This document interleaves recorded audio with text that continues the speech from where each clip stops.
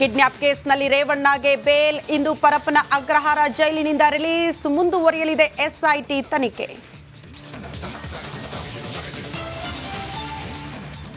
Kidnap ಸಂತ್ರಸ್ತೆಯ video ಬೆನ್ನತ್ತಿದ SIT. ಮರು ಹೇಳಿಕೆ ಪಡೆಯಲಿರೋ ತನಿಖಾ ತಂಡ. ಮಹಿಳೆಯಿಂದ ಮತ್ತೆ ಸಂಕಷ್ಟಕ್ಕೆ ಗುರಿಯಾಗ್ತಾರಾ ರೇವಣ್ಣ?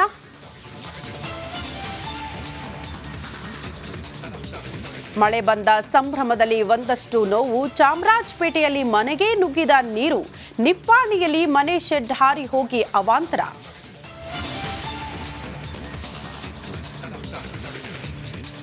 ವಾರಣಾಸಿ ಚುನಾವಣಾ ಕಣಕ್ಕೆ ನರೇಂದ್ರ ಮೋದಿ ಎಂಟ್ರಿ. ಕರ್ಮ ಭೂಮಿಯಲ್ಲಿ ಲೋಕ ಸಮರಕ್ಕೆ ರಣಕಹಳೆ. ಬೆಳಗ್ಗೆ 11ರ ಶುಭ ಗಳಿಗೆಯಲ್ಲಿ ನಾಮಪತ್ರ ಸಲ್ಲಿಕೆ.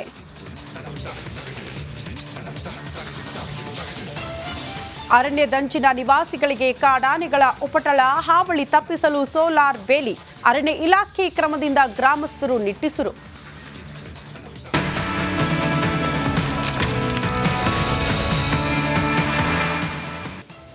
ನಾನಾಗ್ಲೇ ಹೇಳ್ತಾ ಇದ್ದೆ, ಮಾಜಿ ಸಚಿವ ಎಚ್.ಡಿ. ರೇವಣ್ಣ ಅವರ ಸೆರೆವಾಸಕ್ಕೆ ಅಂತೂ ಇಂತೂ ಬ್ರೇಕ್ ಬಿದ್ದಿದೆ. ಬಟ್ ಈ ಪ್ರಕರಣದಿಂದ ಅವರು ಖುಲಾಸೆನಾ ಅಂತ ಪ್ರಶ್ನೆ ಮಾಡಿದ್ರೆ ಖಂಡಿತ ಇಲ್ಲ. ಎಸ್ಐಟಿ ತನಿಖೆ ಮತ್ತೆ ಮುಂದುವರಿಯುತ್ತೆ. ಎಸ್ಐಟಿ ತನಿಖೆಗೆ ಅವರು ಸಹಕಾರ ಕೊಡಲೇಬೇಕು. ಮತ್ತೆ ನೋಟಿಸ್ ಕೊಟ್ಟು ವಿಚಾರಣೆಗೆ ಬನ್ನಿ ಅಂದ್ರೆ ಬರಲೇಬೇಕು. ಇದನ್ನ ಫೇಸ್ ಮಾಡಲೇಬೇಕಾದಂತಹ ಅನಿವಾರ್ಯತೆ ರೇವಣ್ಣ ಅವರಿಗೆ. ಪರಪ್ಪನ ಅಗ್ರಹಾರ ಜೈಲಿನಿಂದ ಇವತ್ತು ರೇವಣ್ಣ ಅವರು ರಿಲೀಸ್ ಆಗ್ತಾರೆ. ಜಾಮೀನು ಷರತ್ತುಬದ್ಧ ಜಾಮೀನು ಮಂಜೂರಾಗಿರುವ ಹಿನ್ನೆಲೆಯಲ್ಲಿ ಆ ಪ್ರಕ್ರಿಯೆಗಳನ್ನ ಮುಗಿಸಿ ಇವತ್ತು ಪರಪ್ಪನ ಅಗ್ರಹಾರ ಜೈಲಿನಿಂದ ವಾಪಸ್ ಆಗೋದಕ್ಕೆ ಎಲ್ಲಾ ರೀತಿಯ ಸಿದ್ಧತೆಗಳಾಗ್ತಾ ಇದೆ. ಇವತ್ತು ಬೆಳಗ್ಗೆ 11 ಗಂಟೆಗೆ ರೇವಣ್ಣ ಬಿಡುಗಡೆ ಸಾಧ್ಯತೆ ಇದೆ ಅಂತ ಹೇಳಲಾಗ್ತಾ ಇದೆ. ಜೈಲಿನ ಬಳಿ ಕಾರ್ಯಕರ್ತರು ಜಮಾಯಿಸೋ ಸಾಧ್ಯತೆ ಇರೋದ್ರಿಂದ ಜೈಲಿನ ರಸ್ತೆಯಲ್ಲಿ ಡಿಸಿಪಿ ನೇತೃತ್ವದಲ್ಲಿ ಬಿಗಿ ಭದ್ರತೆ. ನಡಿ ಈಗ ಶುರು ಮಾಡೋಣ.